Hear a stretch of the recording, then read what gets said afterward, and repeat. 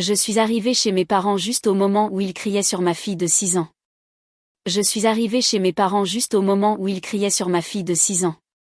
Le son de leur voix résonnait dans le salon comme une gifle. Ma mère était debout, les bras croisés, tandis que mon père tapait du pied, le visage rouge de colère. Ma fille, elle, était recroquevillée dans un coin, les yeux pleins de larmes, serrant contre elle sa poupée préférée. J'ai senti mon cœur se serrer, cette douleur sourde qu'un parent ressent quand il voit son enfant blessé, même sans qu'un mot soit prononcé contre lui. Je ne comprenais pas immédiatement ce qui se passait. La scène semblait figée, presque irréelle. Le feu dans la cheminée projetait des ombres dansantes sur les murs, mais l'air était glacial.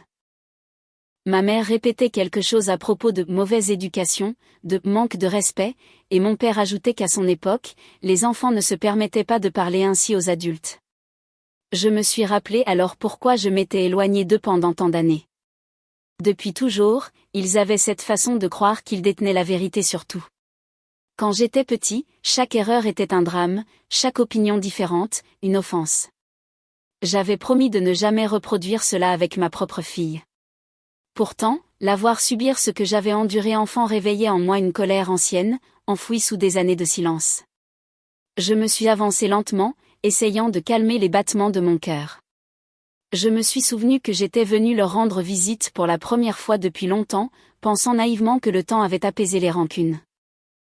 Je voulais qu'ils apprennent à connaître leur petite fille, qu'ils partagent quelque chose de doux, de simple. Mais au lieu de cela, j'assistais à la répétition d'une histoire que je croyais terminée. Ma fille m'a regardé, ses yeux implorants cherchant les miens. À cet instant, j'ai su que je ne pouvais pas rester. Je l'ai prise par la main, et sans un mot, nous avons quitté la maison.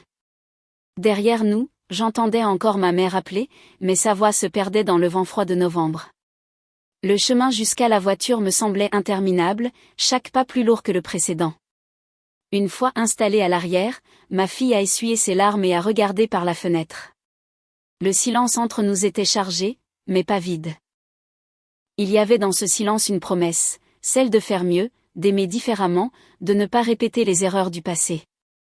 Alors que je démarrais, je me suis dit que parfois, il faut fermer une porte, même si derrière elle se trouvent les personnes qu'on aime. Parce qu'aimer, c'est aussi protéger et ce soir-là, c'est exactement ce que j'ai fait.